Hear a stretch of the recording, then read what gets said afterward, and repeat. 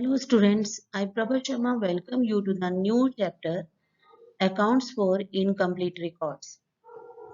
And today I will move towards the meaning of accounts from incomplete records and the features of incomplete records. Think about the meaning of the accounts from incomplete records.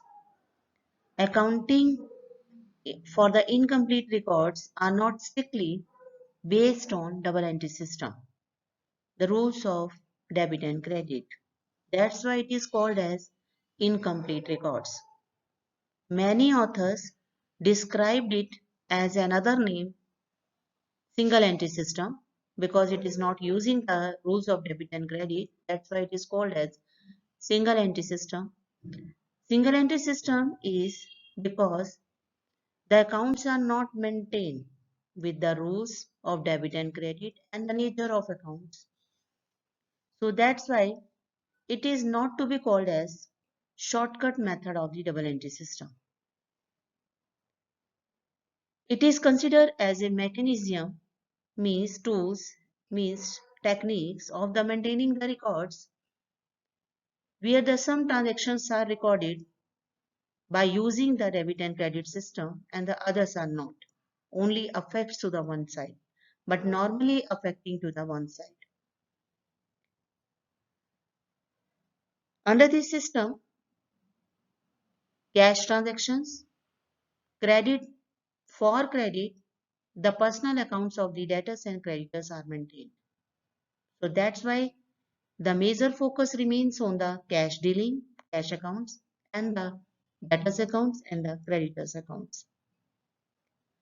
The other items related to the assets, liabilities, revenue, expenses are partially recorded or not recorded with the double entry system.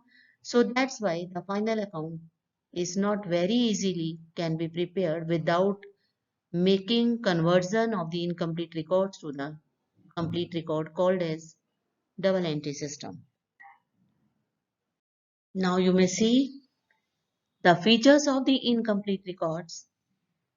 The features of incomplete records refers to it is a unsystematical method of recording.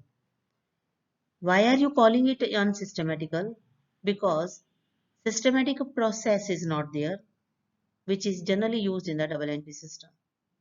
Complete process is not using here. Rules of debit and credit are not used here. That's why it is called an unsystematical.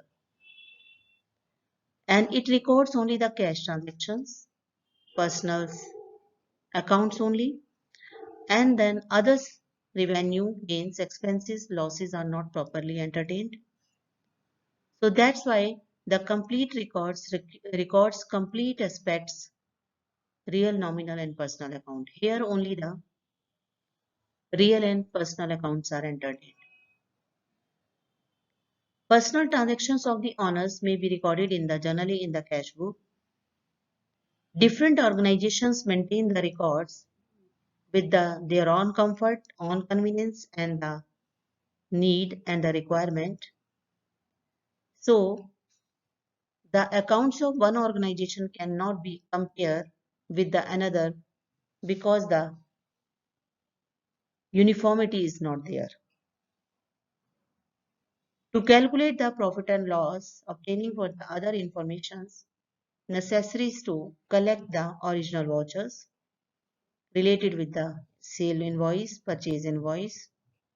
So it means they are generally depend upon the original vouchers. The profit and loss calculated under this system on the basis of estimation. Actual profits cannot be derived. The balance sheet cannot be reflected the complete information regarding the assets and liabilities. So balance sheet is also not showing the accurate value. So that's why estimated statements of profit and loss are prepared here. So I think these are the contents related with your meaning and the features of the incomplete records.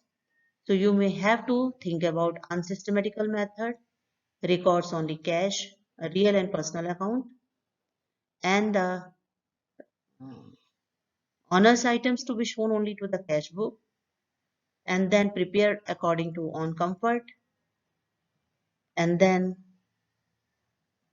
original vouchers are used only for recording and for finding out the profit, and last is estimated profit can be known.